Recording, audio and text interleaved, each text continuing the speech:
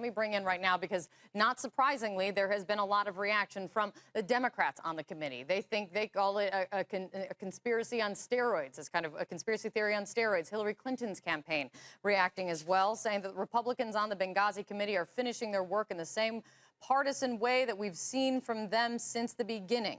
In refusing to issue its report on a bipartisan basis, the committee is breaking from the precedent set by other congressional inquiries into the Benghazi attacks. Let's talk about kind of the Democratic response to this right now. Let me bring in Mo Elleithee. He worked on Hillary Clinton's 2008 campaign. He's now the director of the Georgetown Institute on Politics and Public Service. Mo, thank you so much for being here.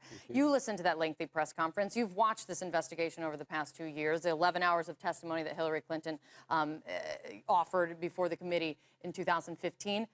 What is your reaction as this is now wrapped up? They release it today. What's your reaction? I'm going to maybe have a slightly different perspective or response to that than some of my former colleagues in the party. I'm glad. I'm glad that they did this. I'm glad that they're out there. Because if you take an entity like this, which is about as partisan as you're going to get. You mean the House Representatives? The House Republicans, yeah. Right? About as partisan as you're going to get.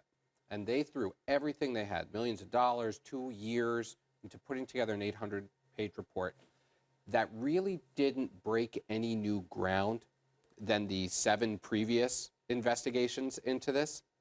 Then I think we might finally be at a point where we can begin to put this episode behind us, at least politically. That doesn't mean it's not going to come up in the context of the campaign. Of course it will. Donald Trump has said he will continue to hammer this.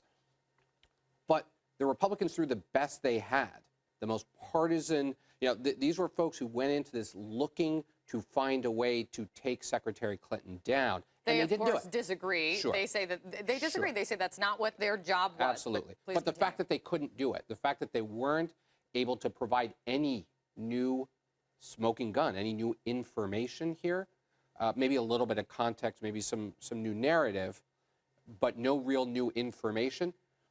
I don't know what else there is. We're now at 7 or 8 full investigations that have all provided the same essential narrative of what happened.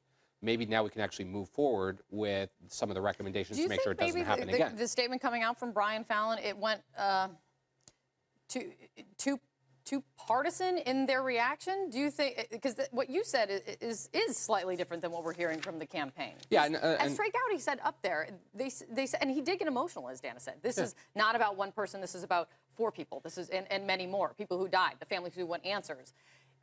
It is muddy because people died. People died, and we can't take. It's unfortunate that these deaths have become such a partisan issue, and they have been now for a couple of years, going back to the night of the attack when, in the middle of a presidential campaign, Mitt Romney stood out and turned it into a partisan attack before the episode was barely over.